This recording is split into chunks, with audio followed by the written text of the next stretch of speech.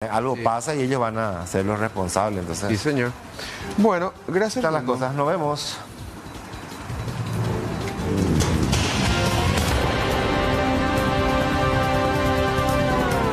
A los golpes por terreno en disputa en Luque. En la compañía Marinca AU de la ciudad de Luque se registraron serios incidentes entre vecinos y representantes de un supuesto propietario de un terreno, cuya titularidad hoy está en disputa. Lo que debía ser una constitución judicial terminó en golpes, gritos y una tensa confrontación. Descartó feriado el 2 de enero. El presidente de la República, Santiago Peña, ratificó que no se decretará feriado el 2 de enero, como sí lo hizo para el 26 de diciembre. Dijo que no están dadas las condiciones. 40 policías de Canindeyú serán sumariados. La comandancia de la Policía Nacional confirmó que 40 agentes policiales, incluidos jefes y subjefes de comisarías, están fuera de servicio y serán sumariados por asuntos internos, tras la incautación de 70 toneladas de marihuana en Saltos del Guairá, departamento de Canindeyú.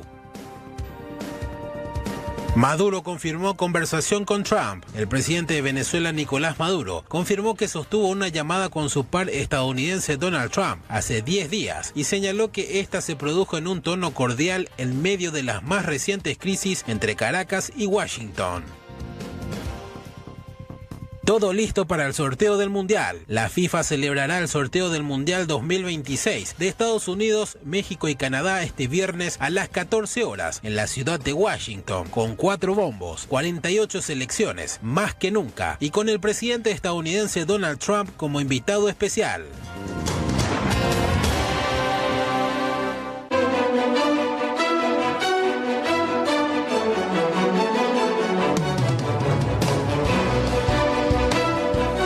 Ya arrancamos el Noticiero Central, gracias por acompañarnos. 17:06, 32 grados.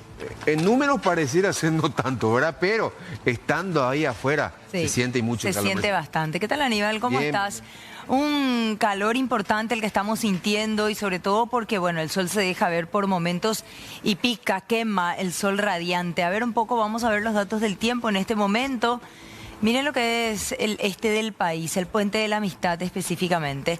La sensación térmica es de 31 grados. Bueno, la humedad también. ¿Hay viento? Sí, y viento del sur a 15 kilómetros en la hora. La humedad también 31 grados, 31%, digo bien. A ver, va esta tarde,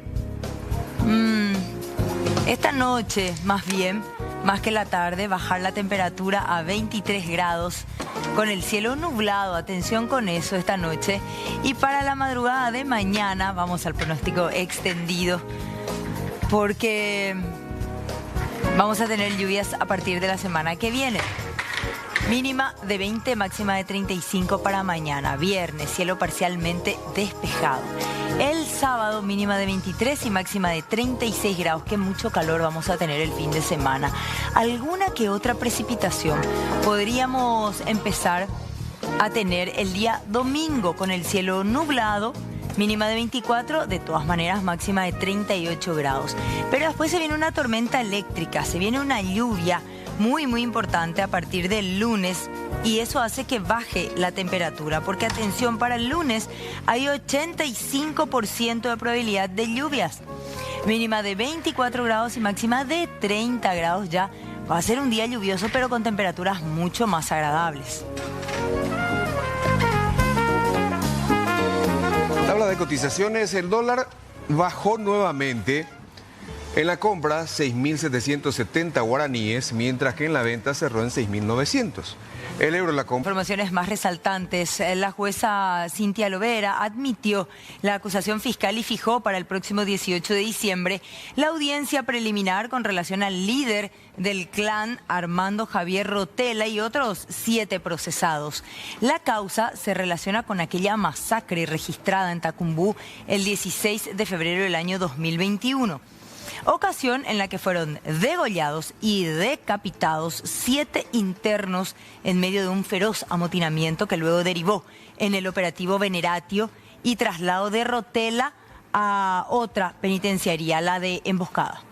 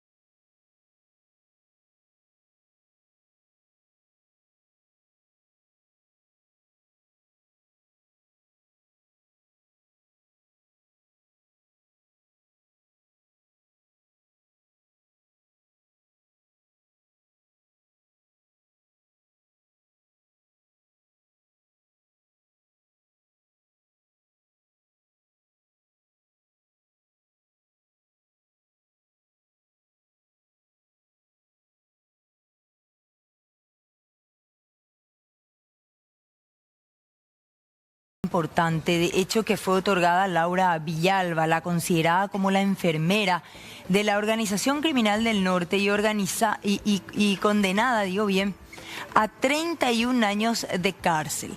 ¿Por qué vamos a mirar los números que tienen que ver con esta condena? Porque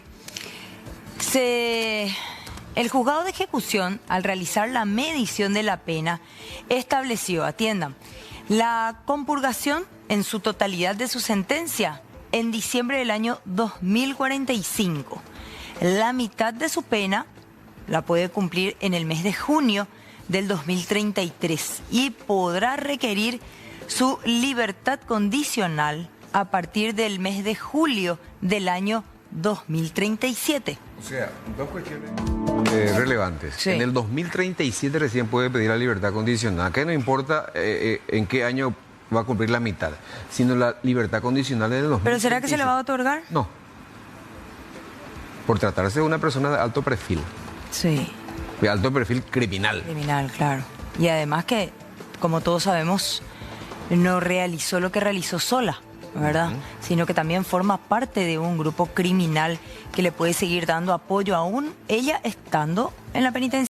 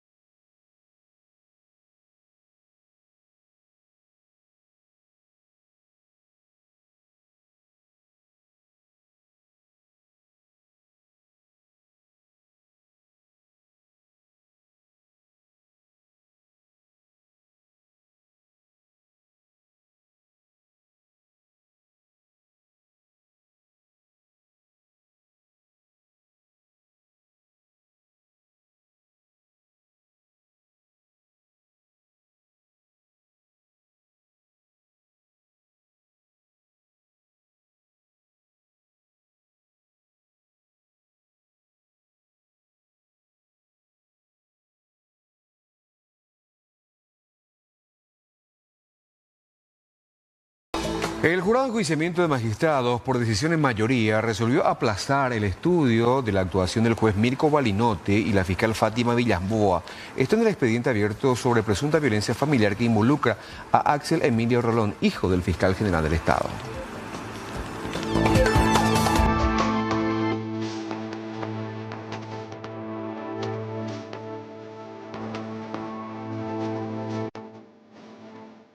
Un juzgado de Asunción otorgó la suspensión del proceso penal para 3 mujeres quienes durante la pandemia montaron una empresa fantasma y lograron inscribir ante IPS a varios trabajadores, falsos por cierto, con la intención de cobrar los subsidios otorgados en su momento por la entidad previsional.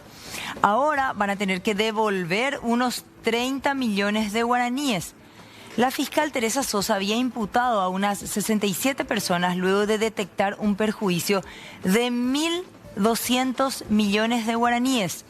¿Cómo es que el perjuicio de 1.200 termina resumiéndose en la devolución de 30 millones de guaraníes?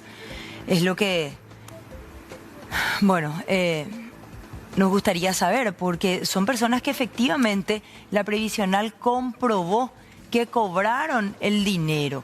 Sin embargo, jamás trabajaron en estas empresas que de hecho luego, como les decía, eran fantasmas. 30 millones de Por guaraníes. 67. ¿Verdad? Son 2.010 millones. Son 2.010 millones. Oye, por año. Salen ganando. A ver, dice en su momento, deberán devolverte. Sí. 2.010 millones de guaraníes. Pero y ahí termina la condena, a eso nomás voy. Claro. O sea, es fácil hacerse pasar entonces, estafarle a la gente, robarle a la gente y después devolver nomás el dinero. Lo que pasa Pero es ¿y dónde que está la verdadera responsabilidad del engaño? Hecho contra el patrimonio.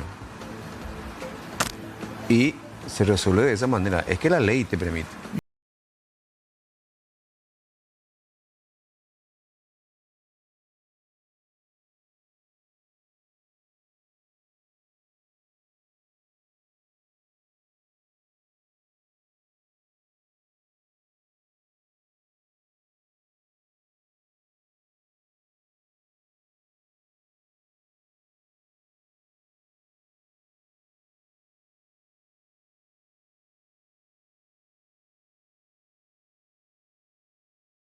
Troche, procesada en el caso Ultranza PI, pidió su libertad por resolución ficta, alegando que el juzgado no resolvió a tiempo un pedido de revocatoria de la prisión preventiva presentada ya en septiembre.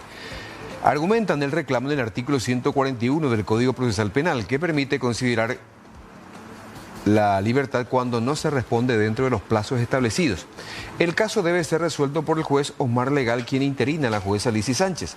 La defensa sostiene que el juzgado no se expidió sobre el incidente a pesar de los escritos y urgimientos presentados, mientras que el Ministerio Público ya había solicitado el rechazo del pedido. El juez Legal pidió informes al juzgado de Rosarito Montanía, donde se tramite la causa por presunto lavado de dinero en el marco de la investigación que vincula a García Troche, quien fuera pareja de Sebastián Marced.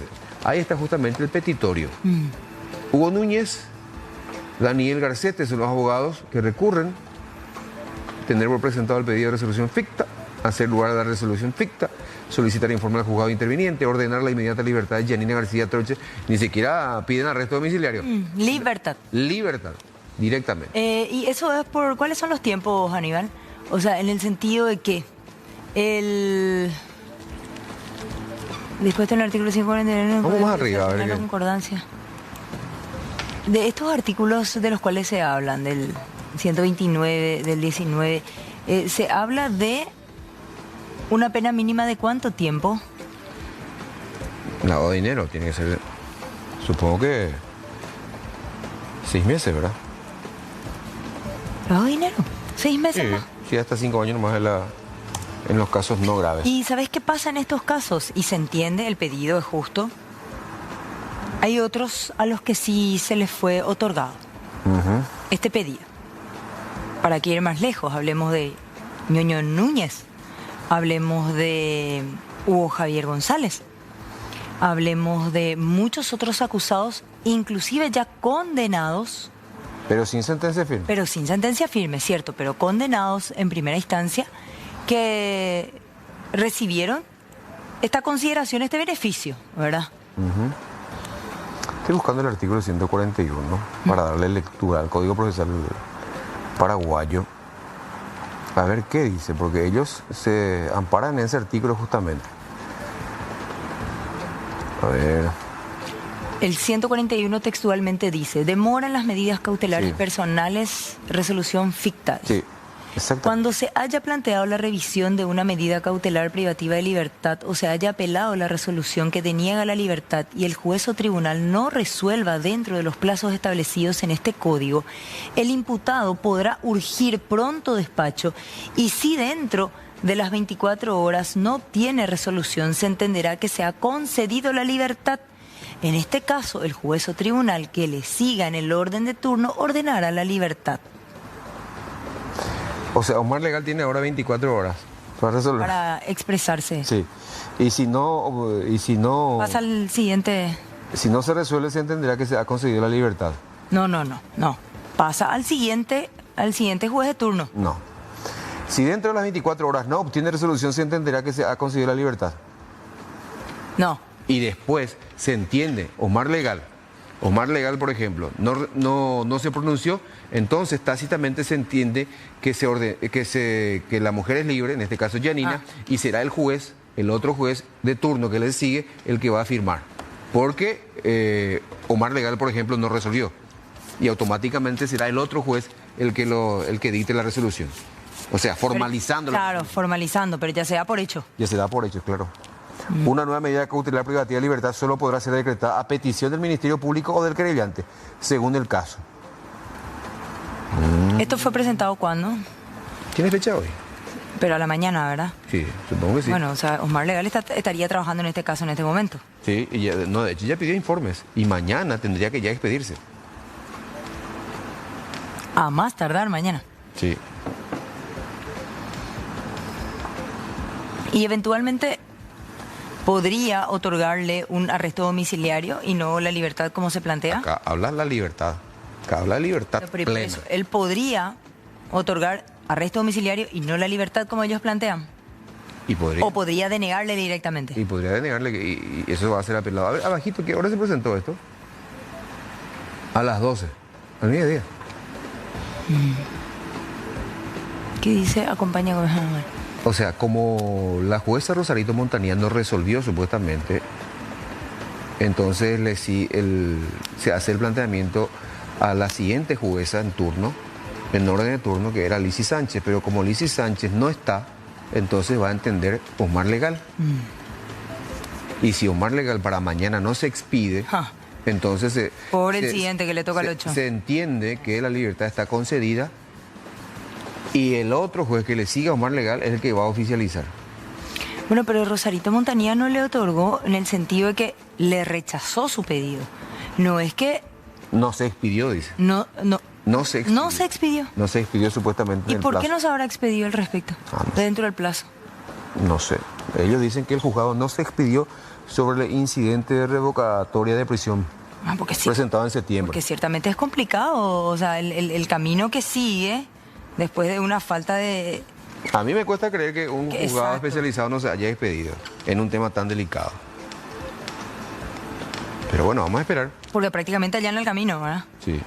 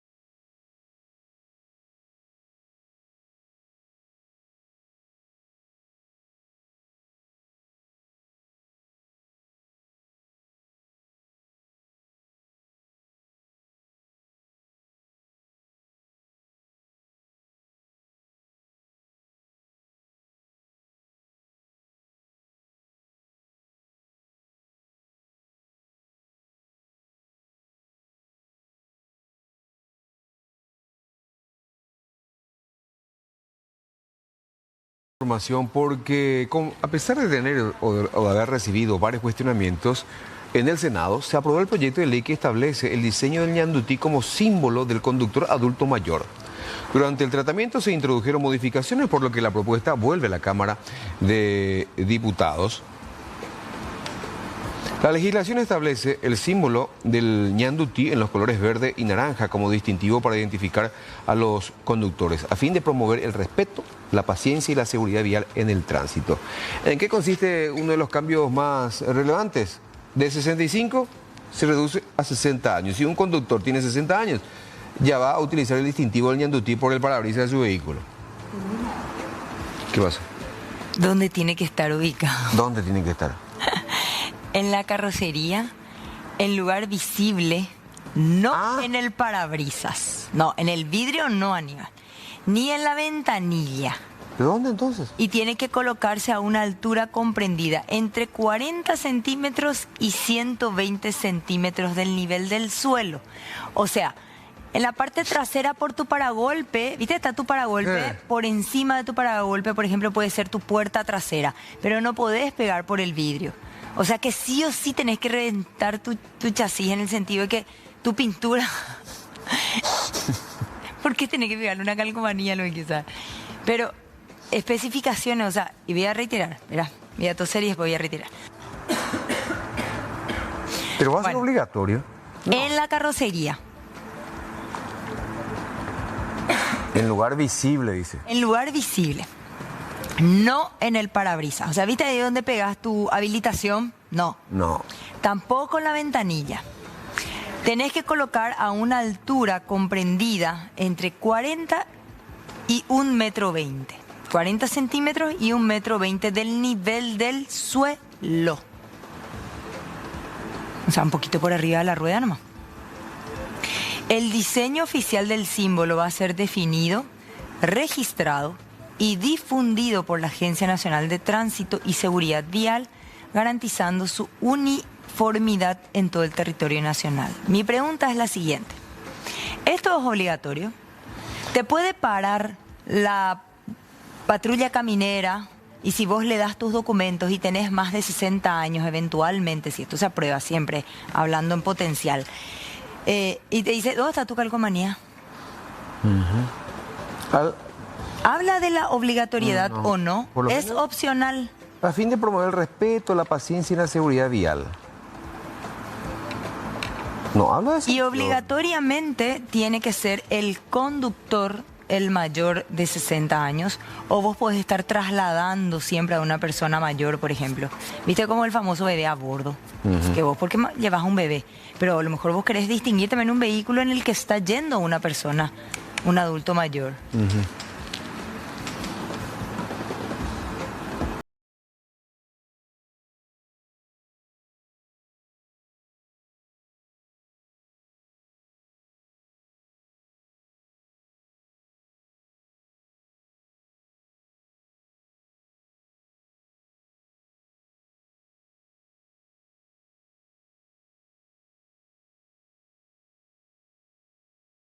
Sufrió ataques de abejas en el distrito de Cerro Corá, esto en el Amambay. Por las múltiples picaduras tuvo que ser internada en terapia intensiva del Hospital Regional de Pedro Juan Caballero.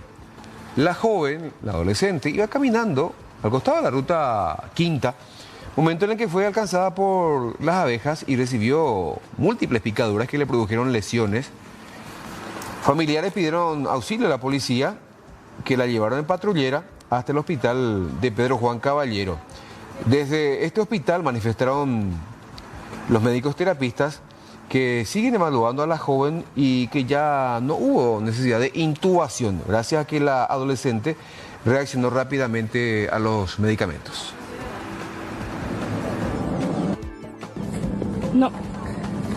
Dale, porque le alcen. ¡Subite en la carrocería! ¡Qué pucha! ¡Chica, subite en la carrocería para que te lleven! Le va a dar un choque anafilático. Que le alcen, pues. No pueden ser tan inútiles. ¡Subite! Ahí ya le llevan, ya le llevan. Bueno, vamos a la información que nos llega desde el este del país, en el barrio Obrero específicamente, porque un violento asalto arrancaba así. Era de mañana, Esto pasaba en el local de la cooperativa Reducto. Esa calle se llama Trifón Benítez, casi 1 de mayo. Estos delincuentes descendieron del vehículo, como pueden ver, había mucho tránsito, era un horario laboral común y corriente. El vehículo avanza un poquitito, el guardia de seguridad, que por lo general está apostado en la puerta, hasta es amable con los delincuentes, porque él por lo general le abre para que puedan ingresar. Eran entre 4 a 5 los que fuertemente armados irrumpieron en el lugar y se llevaron 150 millones de guaraníes, además de joyas y al menos 10 teléfonos celulares que pertenecían a los funcionarios. Miren, tenían chalecos reflectivos, incluso kepis. Estaban equipados de manera diferente todos y cada uno de ellos. Ven cómo van bajando y el guardia amablemente como que le abre la puerta y ahí ya desenfunda el arma. Cuerpo a tierra, al piso, boca abajo, le apunta con el arma, lo deja tendido allí en el suelo, completamente ya sin posibilidades de reaccionar, y ahí empiezan a bajar, a descender del vehículo los otros y a ingresar. Todos se levantan de sus escritorios, todos fueron obligados a tirarse al suelo. Un asalto que se puede decir bastante dramático también para los clientes que estaban en el lugar. 150 millones de guaraníes, una suma muy importante. Un golpe redondo el que hicieron estos delincuentes. Hasta ahora, nada se sabe de ellos.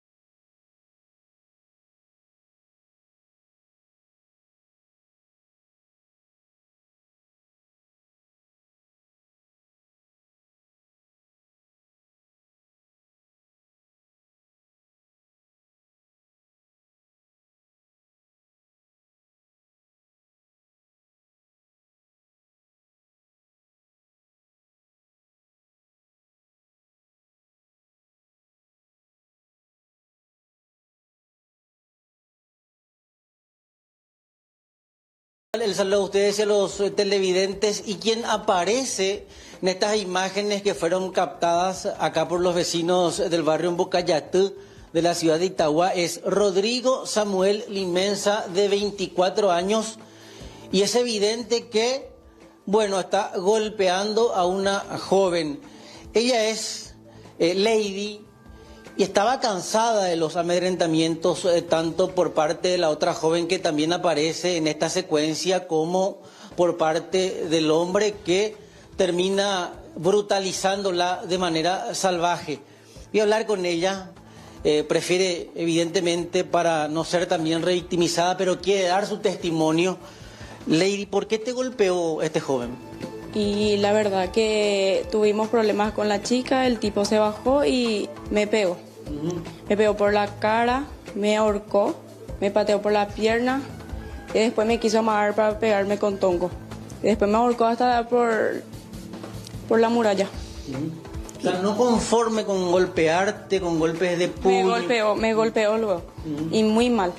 Sí, y me tiró en el piso. Si yo no me atajaba de su remera, me iba a ir por esa madera. ¿Después te quiso ahorcar? Me ahorcó. Tengo toda la marca en mi cuello. Sí. Y la verdad que quiero nomás que no se quede de balde esto. ¿Por qué tanta agresión? Y la chica se ve lo que en burla. En burla se estaba riendo, le gusta, lo parece que me agarre el tipo. En burla se ve en el video donde el tipo es el que me pega. Y la chica, yo la agarré bien nomás para preguntarle qué es el problema, y el tipo fue el que reaccionó y me pegó brutalmente por mi cara. ¿Ellos ya vienen amedrentándote hace un tiempo? Sí, hace mucho tiempo ya. En mayo ya me estaban buscando problemas, se van en mi trabajo, me grita la chica, y la mamá del tipo estaba presente cuando me pegó y no me defendió. Estaba mucha gente presente y no me defendió. Solamente me grabó cuando le dije las cosas al tipo, me grabó a mí nomás, no grabó lo que hizo su hijo. Mucha gente observó, hay testigos, o sea, además del material donde se ve que él te pega, hay otros testigos que observan también los otros amedrentamientos. Muchísimo hay. Ahí hacía mi trabajo donde la chica pasa, hay testigos también que le vieron a ella que se va a gritar mi trabajo. O sea, además de la violencia física por parte de este hombre, hay violencia verbal por parte de esta chica, ¿es su novia? Sí. Y muchos problemas. Se burla de mí y esta vez sí reaccionó muy mal y me golpeó. ¿El trasfondo es algo personal? Sí. ¿De la chica? Sí, de la chica. Y la chica varias veces ya me buscó problemas, pero no quise reaccionar y la agarré bien nomás para dejar un problema normalmente normal. Y reaccionó muy mal el tipo. Independientemente al trasfondo personal, a consecuencia de todos los amedrentamientos, ¿vos ya perdiste un bebé? Sí, ya perdí un hijo por culpa de la chica. Cuando tenía 17 perdí, iba a tenerle ya este año y por culpa de ella perdí mi hijo. Porque venía a crear problemas y decía de cosas y perdí por la culpa de ella. Y estoy cansada de ella. No quiero dejar de valer esto. ¿Y a este muchacho lo denunciaste? Sí, le denuncié. Y vamos hasta que se vaya a la cárcel no voy a terminar. Para que a otra mujer no le llegue a tocar más. Este material, este video en donde se ve que él te pega, ¿presentaste a la fiscalía con tu denuncia? Todavía no presenté en el juzgado. Hoy me fui en el juzgado y tengo todo suficiente prueba. Tengo prueba y la chica me dijo que tengo que tener plata para que eso se acabe. Van a pagar todo y va a salir otra vez el tipo.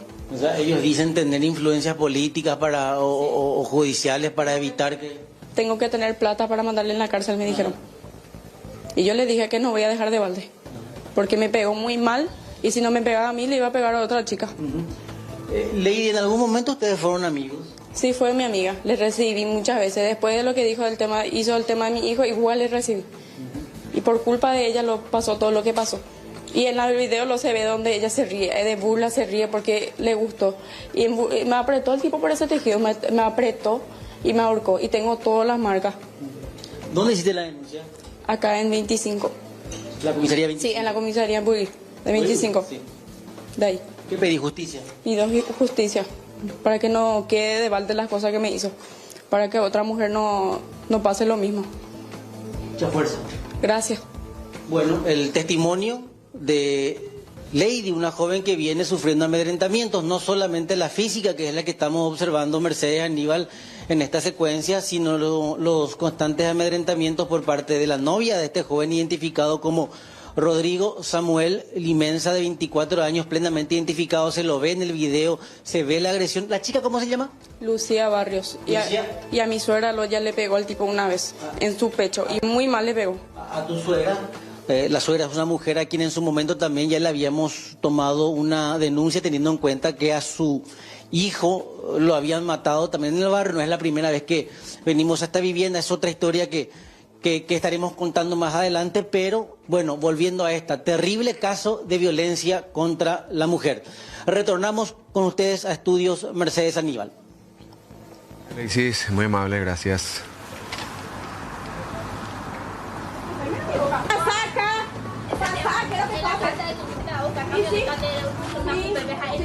Sí, pasa. Y pasa, yo creo que no me lo voy. Y me vale si Samu me toca porque lo voy a mandar preso. Y pasa. Y tocarme, la romperme la boca. A mí no me llama a tocar Samu porque vas a ver. ¿Y qué es lo que... No me vayas a tocar. Me vayas a tocar.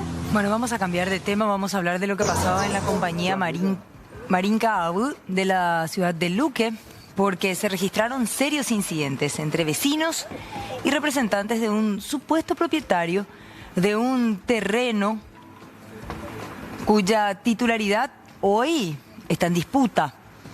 Lo que debía ser una constitución judicial terminó a los golpes, gritos y una tensa confrontación. Nada de ello no hay. No hay nada ellos, nosotros trabajamos día y noche, mis hijos son todos sacrificados. Mi hijo trabaja de noche, de día para levantar un ladrillo y vaya a venir a contar acá, nada no es de ellos, no le voy a permitir. Jamás le voy a permitir, mi hija se sacrifica, tiene 2 hijos, no tienen papá. Imagínate, trata de sacarle adelante. Mi yerno trabaja día y noche, a la noche en la facultad, hace delivery para poder pagar los gastos, lo que ellos ocasionan. En realidad nosotros estamos ante un blanqueo de tierra municipal. En Luque funciona un esquema de blanqueo de tierra municipal desde hace bastante tiempo, ¿verdad? En donde las tierras que pertenecían al INDER en principio fueron transferidas al municipio de Luque cuando se desarrolló el lugar. Entonces se desarrolló, la propiedad pasó a formar parte del ejido urbano. En ese interín el INDER transfiere la propiedad a la municipalidad de Luque y sin considerar que los señores están ocupando aquí la propiedad más de 30 años, ¿verdad? O sea, ellos son la 4ª generación ya ocupando esta propiedad que en principio le pertenecía al INDER. Luego el INDER transfiere al municipio y el municipio le vende a una persona, ¿verdad? Desconocida que nunca ocupó la propiedad por 80 millones de guaraníes. Toda esta propiedad. Entonces, toda esta propiedad tiene una dimensión más o menos más de media hectárea, ¿verdad? Sabemos que por ley orgánica es prohibido vender más de 360 metros cuadrados, porque esto está destinado para gente de escasos recursos, como la gente que hoy habita aquí. Estaba el juez, se constituyó el juez con su secretaria y estaba el doctor Herminio Cantero, ¿verdad? Que es el abogado que le representa hoy en día al tercer propietario, que es de apellido Podesta, Ernesto Podesta. También la peculiaridad de todo esto es que el señor Herminio Cantero, el doctor Herminio Cantero, ya le representa a los 3 compradores desde un principio, o sea, a la señorita Catherine, a Aniano y hoy en día a Podesta.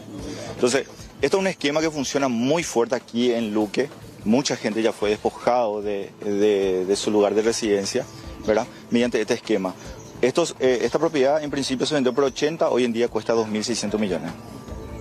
O sea, el interés en realidad sobre la propiedad es bastante grande, ¿verdad? Nosotros estamos peleando ya bastante tiempo contra esta gente. Entonces hoy nos encontramos con esta situación, ¿verdad? Esto es necesario que todo Luque sepa cómo funciona este esquema, porque esto es un esquema realmente en donde se le arrebata a la gente de su casa. Imagínese usted, esta gente lleva viviendo 30 años aquí, ¿verdad? Bueno, y hoy en día está una pata afuera. Eso es algo muy injusto. No sabemos si en realidad si los jueces están también detrás de todo esto, ¿verdad? Pero el interés es grande. Entonces, sospechamos de todos. Transmita.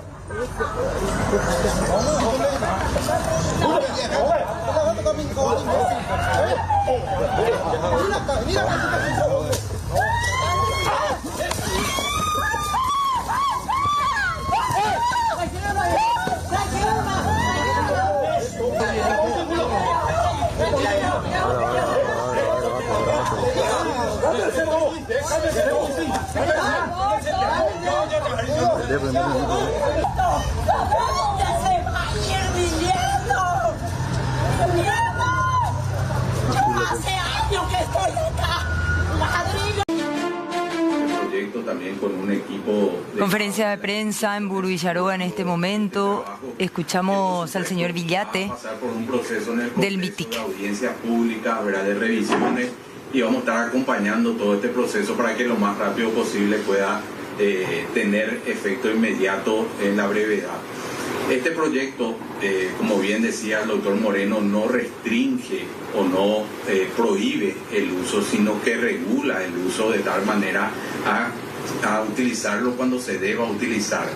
Y para nosotros es importante porque tenemos varios proyectos acá con el ministro Luis Fernando de conexión de escuelas. Hemos lanzado hace poco una conexión masiva de escuelas remotas, rurales, que han estado aislados por mucho tiempo, pero esto complementa y apoya la educación.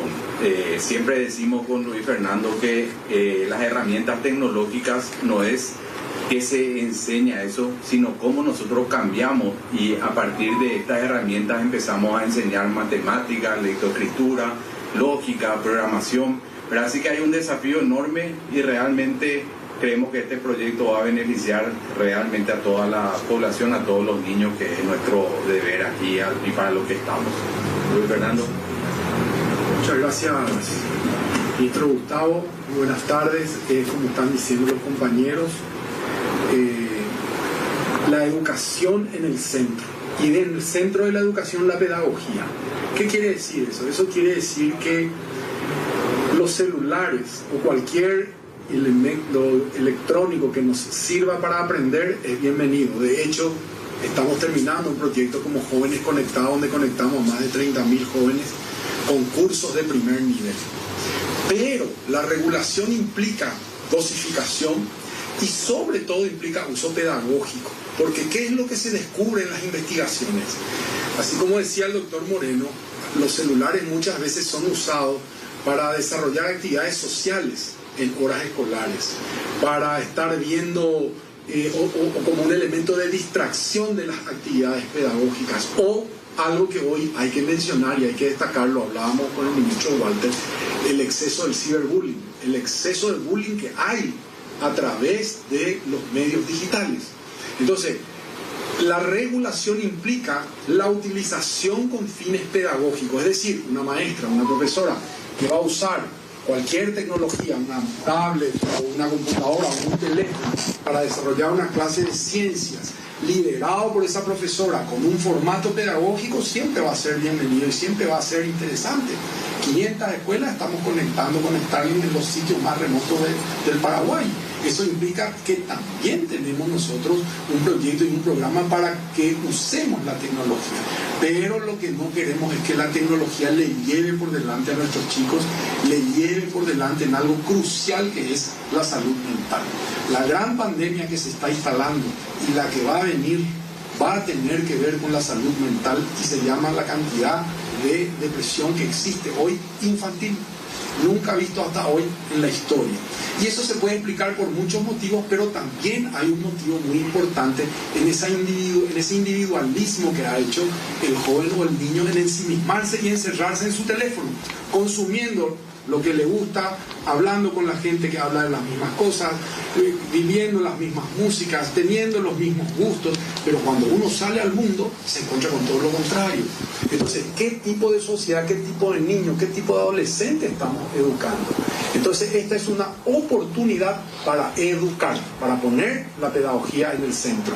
No tiene otro carácter, no tiene otra visión, no tiene otro fundamento que esto, y creo que es central para nosotros en educación. Bueno, muy buenas tardes, un placer compartir con ustedes, queridos compañeros, ministros que nos están acompañando también aquí. Así como estaban mencionando los compañeros, un trabajo en equipo, pensado, coordinado y muy avalado en la evidencia científica y también en las experiencias positivas que incluso vemos que se están teniendo desde otros países. Hablamos de una palabra muy clave, no hay que confundir prohibir con regular. El mundo está avanzando, está evolucionando en el sentido de que cada vez tenemos más tecnologías, de que hay un nuevo modus vivendi, por decirlo de una manera, y nosotros como Estado, nosotros como gobierno no podemos continuar sin estar regulando todo esto que viene avanzando. Los niños en el centro de la política pública, desde todas las dimensiones, las que estaba mencionando el querido ministro Hilo, Hambre Cero, los programas de primera infancia, y también esto, ¿por qué no la salud mental?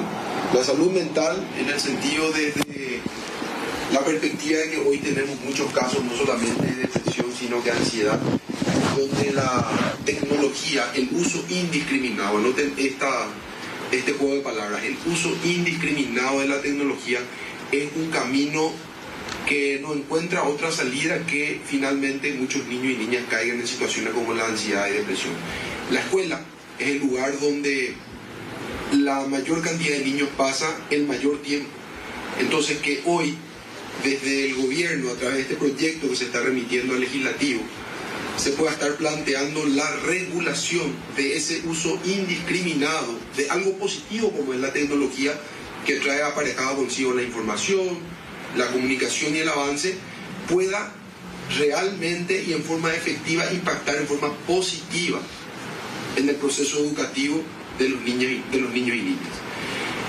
encontrar esa fórmula que realmente tenga un impacto positivo de la perspectiva enseñanza, aprendizaje, y también algo que es muy importante destacar, que ese uso regulado, controlado y supervisado por los docentes pueda ayudar a poder seguir desarrollando y fomentando las habilidades socioemocionales de los niños.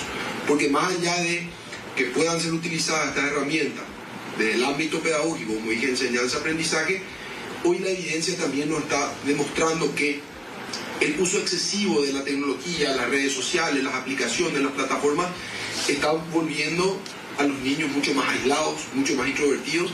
Sin embargo, necesitamos que el niño hoy pueda interactuar mucho. Bueno, con más con detalles su entonces par, después vamos a ampliar esta información que guarda relación a lo que se está anunciando en Burubillaroa sobre la manera en la que se va a regular el uso de teléfonos celulares en horarios de clases. Estaría bueno también escuchar cuál es la postura de los mismos representantes con relación a la cantidad de instituciones educativas y docentes que envían tareas a los chicos a través del WhatsApp, que no son desarrolladas en clase. Un proyecto de ley que habla específicamente, como ya lo decía un poco más temprano, no de la prohibición de la utilización de la tecnología, sino de la regulación de la misma. Vamos a exteriores junto a Judy Colexa. Judy, buenas tardes. ¿Qué tal, Aníbal? ¿Cómo te va? Saludos para Mercedes y la teleaudiencia. Acá estoy en compañía de don Ignacio Benítez, que le tocó vivir una situación realmente penosa. Perjuicio en partida doble, le podemos decir, porque días atrás fue víctima del robo de su vehículo que utiliza para su negocio. Fíjense que él vende acá sus artículos, estamos viendo pororó, de todo un poco frente a este colegio aquí de la ciudad de Capiatá. Para el efecto, le venía bastante bien su furgonetita, pero ¿qué pasó? Estos días acudió con su hija enferma hasta IPS en Gavi, desde donde, por cierto, allí en los alrededores donde él estacionó, se alzaron con su vehículo. Ahí al menos tenemos la imagen ya del momento en que se llevan su furgoneta, que adquirió hace cuestión de un año aproximadamente. Menos mal ya pagó todo, pero ¿por qué hablaba de un perjuicio por partida doble? Porque aparte del robo, también lo extorsionaron y perdió plata en medio a esas peticiones de personas que se hicieron pasar como interesados en devolverte tu vehículo, don. Sí, verdaderamente... Estacionaron mucho, estacionaban por las prestaban, le extorsionaban. Entonces mi señora se puso a desesperarse. Y entonces le dijo, le mandó a grabar a un hermano mío, le mandó a grabar. Así, Zulma, ahí más la camioneta, enviante más.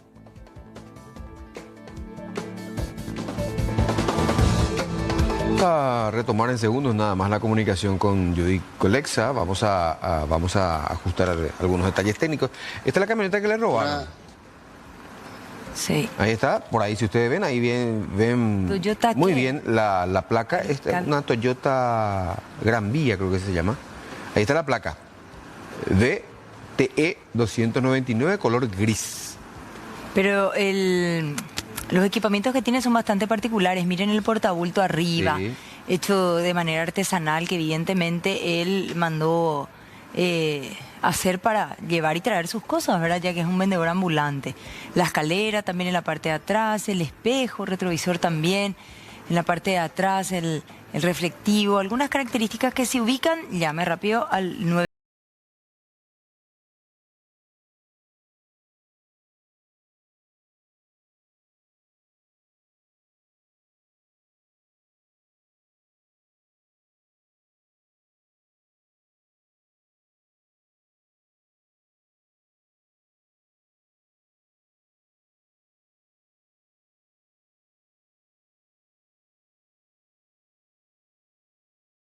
Bueno, números exactos, Aníbal, de lo que tuvo que ver con este operativo Umbral, porque se terminó de realizar el trabajo de pesaje de esta carga incautada en diferentes camiones que eran transportados en un convoy integrado por un total de 19 vehículos, a poco de cruzar la frontera seca.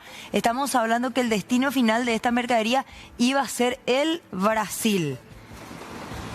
Bueno, 88.991 kilos de marihuana prensada, o sea, prácticamente 89 toneladas de marihuana fueron incautados y como decía Mercedes, a punto de pasar al lado brasileño por agua.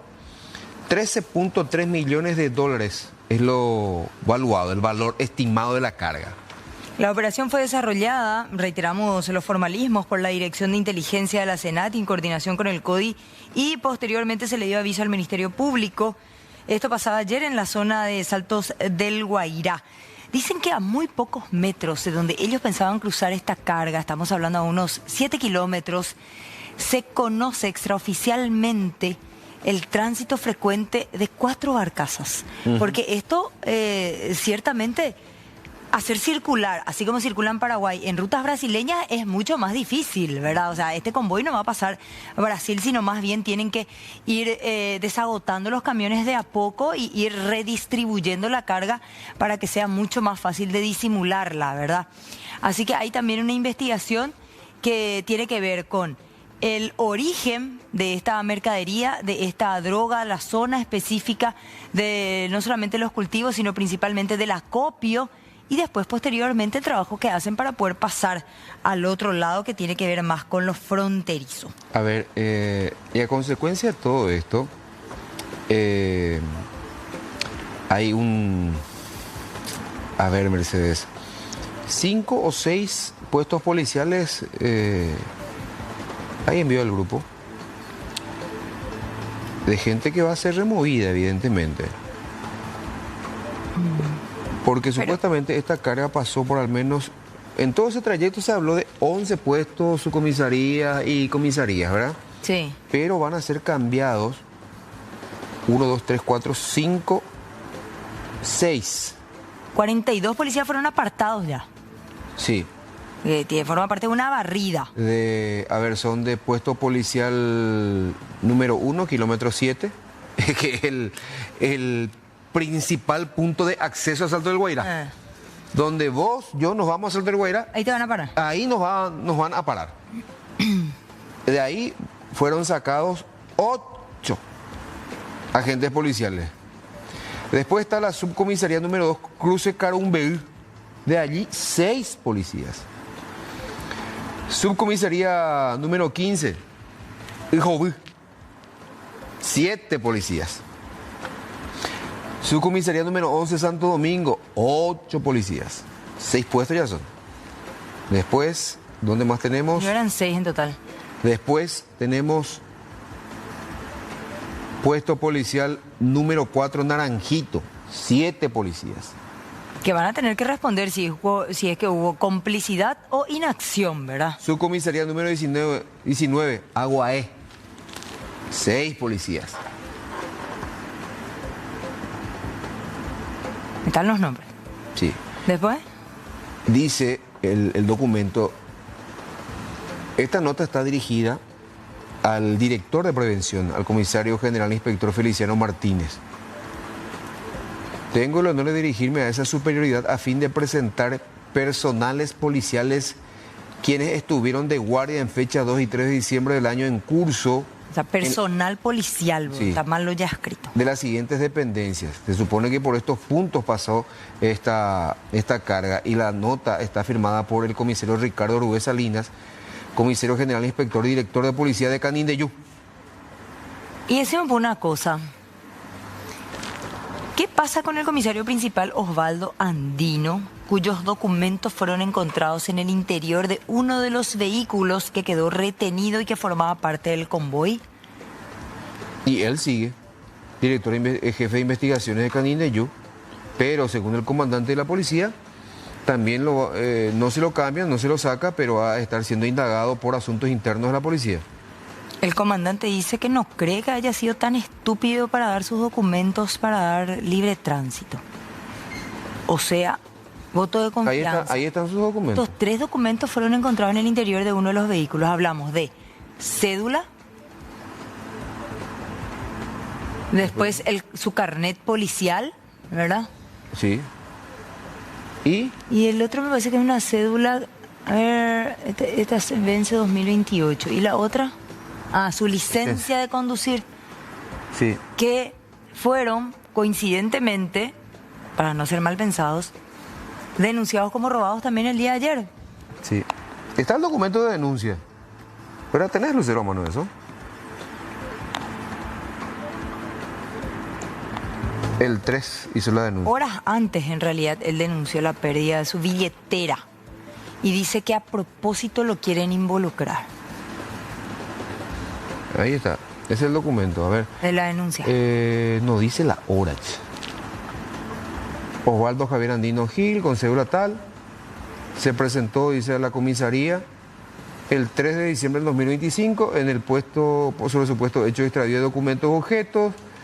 Qué raro que no tenga esos datos, porque cuando uno se va hace siendo tal día, tal hora, no sé, viste que hay tipo un formato para una denuncia. Pero digo yo también, Mercedes, si estás confabulado le vas a entregar tu cédula a los criminales. Si estás confabulado. Por supuesto. ¿Para qué? Porque ese es tu pase. Esa es tu carta verde. Ya sé, por un lado. Pero, ¿no sería mejor que el comisario llame y le diga a los encargados de los distintos puntos? ¿Para que quede el cruce de llamada involucrándolo? Y bueno, ¿y esta mayor prueba que esto? Pero, ¿esto fue accidental, no, Manuel? No sé, me parece, a mí me parece... ¿Vos crees que ellos transitaban con esa libertad en ese convoy? Pensando que le iban a caer. O con su presunto cómplice. Jamás pensaron que iban a ser retenidos, jamás. O con su presunto cómplice que le diga. Porque, ¿qué pasa si vos le das el documento al grupo de delincuentes y uno de los encargados del punto de control no está metido en el negocio y te retiene? Y tenés tu plan B. Se me perdió mi billetera. No sé. A mí me parece muy primario, ¿verdad? Me parece que este tipo de situaciones, este tipo de coimas o de negociados se hace de otra manera, ¿verdad? No lo defiendo a Andino, ni lo conozco siquiera, pero me parece muy burdo. Este no fue ni el primero, ni va a ser el último convoy que pasa con total libertad. Y pensaron, ¿sabes qué? Que iba a ser uno más. Pero dicen... ¿Le salió mal, no? Mira, así están llevando la droga. Sí. Ahí, Ataina. Angal tumba. El camión tumba. Camión volquete. Ahora, díganos más, y dice Mercedes que hay malestar en el seno policial. ¿Por qué? ¿Por qué nosotros nomás? Eso te iba a decir. ¿Por qué todos estos cambios? En estos 6 puestos policiales. Exacto. ¿Por qué nosotros ¿Por qué rodaron tantas cabezas cuando el único indicio de algo que puedes llegar a tener es un documento y es el único que sostenés en el cargo? ¿Verdad? Para hablar mal y pronto. Evidentemente goza de mucha confianza por parte del comandante, el comisario Osvaldo Andino, quien ha encabezado pero no hacen miles, no te digo cientos, miles de operativos. Pero no hacen referencia puntualmente al comisario Andino, sino referencia a los otros puestos policiales. ¿Te acordás que un hecho similar a este, calcado, creo que fue en febrero, se le sacó a los encargados, a los 11 por ahí. De los 11. Y por eso es que dicen, ¿por qué a nosotros nomás? ¿Y el resto? Y porque han de tener un mapeo de la ruta. No sé. Y hay malestar del ministro del Interior hacia su colega ministro de la Senada. Ahora, yo entiendo que el comisario principal, quien tuvo que haber pasado la prueba de polígrafo para ocupar el puesto que ocupa, Osvaldo Andino, va a ser sometido a una investigación, ¿verdad? ¿O solamente goza con la confianza del comandante? No sé. ¿Se investigará su teléfono celular? ¿Será sumariado realmente? ¿Asuntos Internos va a...? No, el comandante dijo que Asuntos Internos va a estar indagando también. Si bien no se lo aparta de la Jefatura de Investigaciones de Canindeyú al comisario Andino, Asuntos Internos va a estar haciendo las indagaciones. Y acá ya sugieren que se use el polígrafo con el comisario Andino. ¿Y por qué no? Si creen tan fiable que ¿Y acaso ya no se habrá sometido para ser comisario principal? No, yo creo que... Él es comisario principal. Sí. No, yo creo que para los otros... ¿Los nuevos nomás? Creo que a partir de ahora se está usando como regla. Y él a lo mejor no está como para ascender todavía. Bueno, así están las cosas. Lo cierto y lo concreto, 88.991 kilos de marihuana prensada. la incautada en este reciente operativo en el departamento de Canindeyú.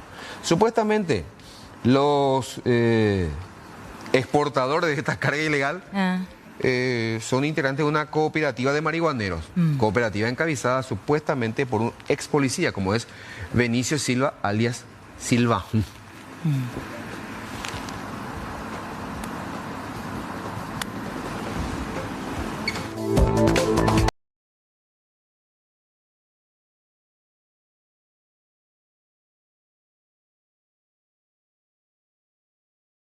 Ahora vamos a hablar de este robo bastante particular. Lo más llamativo, el modus operandi, ¿verdad, Rodrigo? ¿Cómo estás? Buenas tardes, Mercedes, para vos, para Aníbal y todos los televidentes de C9N. Es así, una fisioterapeuta fue detenida durante esta tarde en el Instituto de Medicina Tropical. Su modus operandi se hizo pasar por una enfermera. Por la enfermera de este instituto, justamente, ella siendo fisioterapeuta, y fue evadiendo controles, que fue lo llamativo, cómo permeó hasta llegar hasta el área de pediatría. Por un momento los guardias se dieron cuenta de que estaba acelerada, iba ella recorriendo las salas de internados, también los almacenes de medicamentos, como que estaba buscando algo. Eso alertó, por supuesto, un poco tardío a los guardias de seguridad. Llamaron al jefe de enfermería para tratar de identificar a esta mujer. Este jefe, de nombre Enrique Matesich, le pidió los documentos, le pidió la licencia. Ella no supo responderle, intentó escapar, y cuando intentó escapar encontraron varias dosis de morfina en su poder. Estamos hablando de Ruth Valeria Dip Portillo. Ella tiene 35 años de edad y según los datos preliminares es oriunda del barrio Valleguaté de la ciudad de Lambaré. Entre otras cuestiones, nos mencionaba este jefe de enfermería del Instituto de Medicina Tropical que cuando la mujer intentó escapar se le cayó de su poder varias dosis de morfina, y bueno, también él se alertó porque llegó hasta el área de pediatría, lo que por supuesto puso en alarma y en alerta a varios padres. Escuchemos parte de lo que decía el licenciado Enrique Matesich. Sí, con respecto a esto, por ejemplo, pasó en el transcurso de mañana tarde, aproximadamente las 12:30 del mediodía, en la cual yo recibí una llamada de la jefa de servicio, que es la licenciada Sandra Solís, del servicio de pediatría. Me comenta que hay un personal, o sea, un supuesto personal de ministerio que venía a realizar recopilación de datos y tratar de sacar informaciones para un supuesto informe a un tal fulano de tal que se dijo que es un doctor, ¿verdad? Dijo el nombre del doctor, en la cual yo acudo inmediatamente a lo que sería en el lugar de donde se apersonaba esta persona. Le digo que viene a hacer, a cuál va lo que sería su recopilación de datos, y no me supo responder.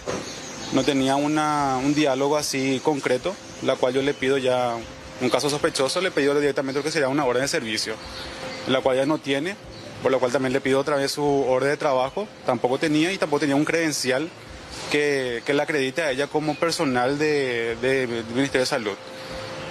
Y le pregunto cuál va a ser el labor, lo que ella tiene que hacer, y me dice que tiene que ver la enfermería, tiene que ver también lo que sería la sala de procedimiento, el carro de paro principalmente, y también los pacientes que están ese día, o sea, hoy en día, internados. Le digo yo a la licenciada Sandra Solís que pueda llamar 911, llamó allá a 911 y acudieron inmediatamente la gente policial y se hizo levantamiento de datos, ¿verdad? Se encontró que esta persona tiene una orden de captura. Yo también le digo también de mi parte si me podía dar su número de registro o su número de cédula, por la cual ella me da números, pero no tiene base de datos del Ministerio de Salud. Y acudimos a la comisaría, se hizo todo lo que sería el procedimiento policial, y también en su mochila, en una de las carteras se encontró morfina. Ella en todo momento también quiso aplicarse la morfina, de hecho que se aplicó después. Tenía 4 morfinas en su cartera. Y como estaba mencionando el jefe de enfermería del Instituto de Medicina Tropical, la mujer estaba un tanto desorientada, no podía hilvanar ninguna oración, y justamente después de hacer la denuncia correspondiente al 911, llamaron a la comisaría 19, los agentes fueron hasta el lugar, indagaron un poco, aparentemente esta mujer sería adicta a la morfina. El caso, compañeros, ya fue puesto a conocimiento de la fiscala Cleide Acosta. Y por parte también del instituto mencionaron que van a mejorar un poco más la cuestión de los filtros, de la seguridad, para que, bueno, esto no se vuelva a repetir, ya que, como les decía, la mujer llegó hasta el área de pediatría, lo que puso en alerta a los padres de los chicos. Por ahí nomás viene la mano, que en realidad tiene que haber todo un protocolo para el retiro de este tipo de medicamentos, de cualquier medicamento, aunque sea un simple analgésico, ¿verdad? No cualquiera tiene que poder acceder allí. Al fin y al cabo, bueno, la adicción hace de que no piense en las consecuencias de sus actos, pero para el protocolo de retiro hay que ajustar la tuerca allí en el Instituto de Medicina Tropical. Gracias, hasta luego, Rodrigo. Hasta luego.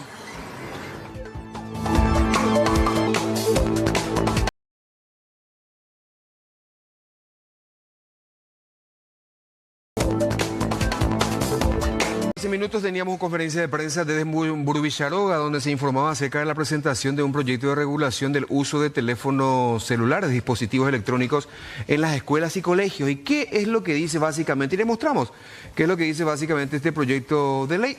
La primera parte, nota dirigida al presidente del Congreso, dice: el proyecto de ley que regula el uso de dispositivos electrónicos portátiles en instituciones educativas en los niveles de la educación inicial, educación escolar básica, educación media, y hace una exposición de motivos. Vayamos a ver qué dicen los articulados, por ejemplo, ¿verdad? Esta es la parte introductiva. A ver.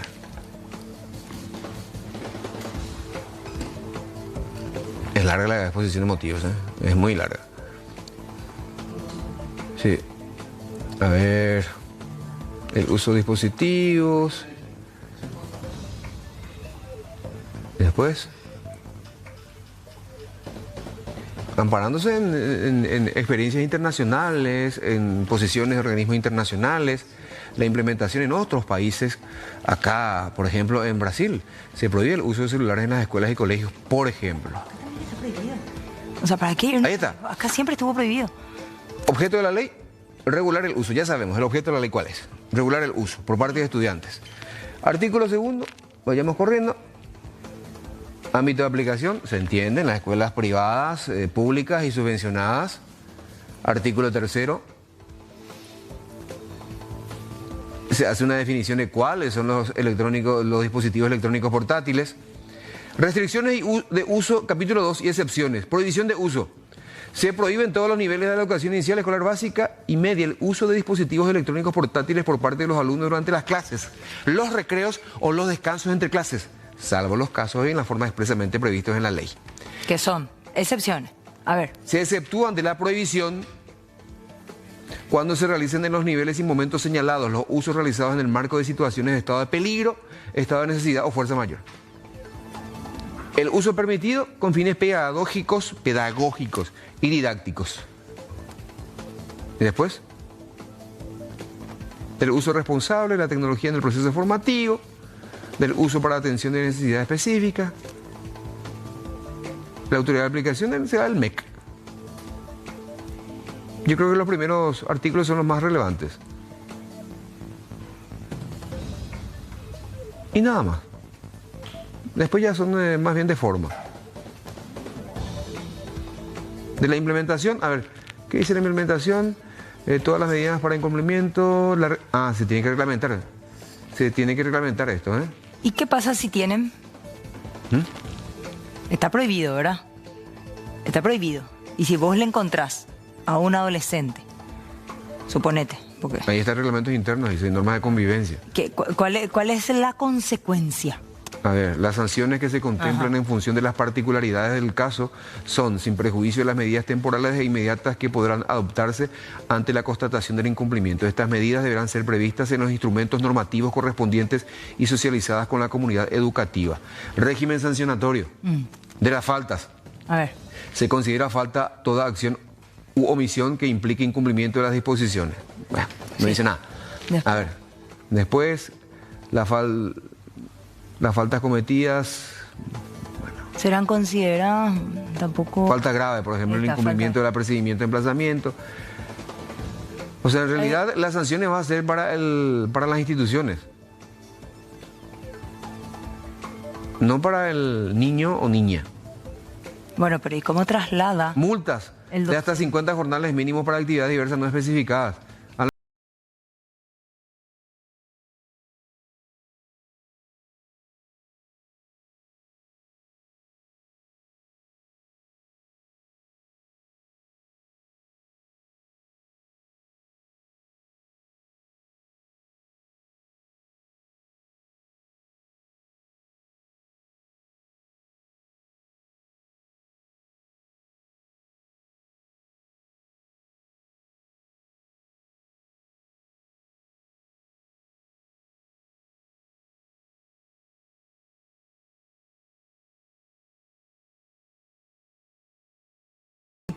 Declaró el tradicional tejido de Aopoí como prenda de uso oficial para esta temporada, así en salvaguarda del bello tejido que de hecho es parte de nuestra esencia.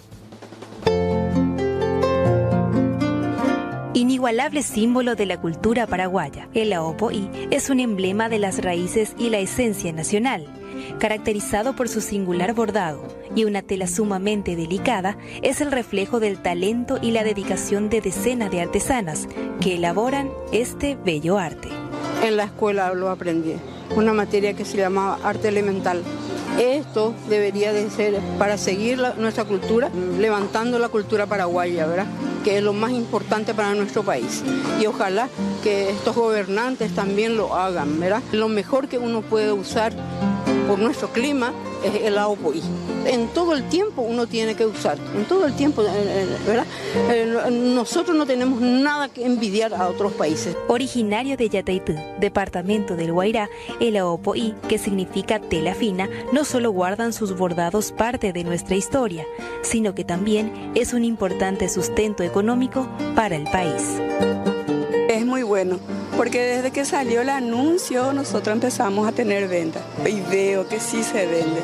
Y no solamente llevan uno, lleva dos, porque para cambio y demás. Y le hacemos un poco de precio. Hay un poco en este momento, o sea, desde que salió a 3, 4 escuelas en la ciudad limpio uniformes. Así es que a mí me fue muy bien. La verdad, ahora ya hay faltante, o sea que tenemos que trabajar más y eso es bueno. Depende del bordado también. Y así hasta 200, depende mucho. 130, y después si tenés 150, 180, depende de cada modelo y la tela que tenés. Porque están acá, así como el verde, que es con cuello, porque más se utiliza con corbata y con saquito, y no es artesanales. Y vamos a vender más también, ojalá que sea así, qué bueno sería. El presidente de la República lo declaró de uso preferentemente oficial del gobierno para esta temporada e instó a los funcionarios públicos a utilizarlo al menos una vez a la semana.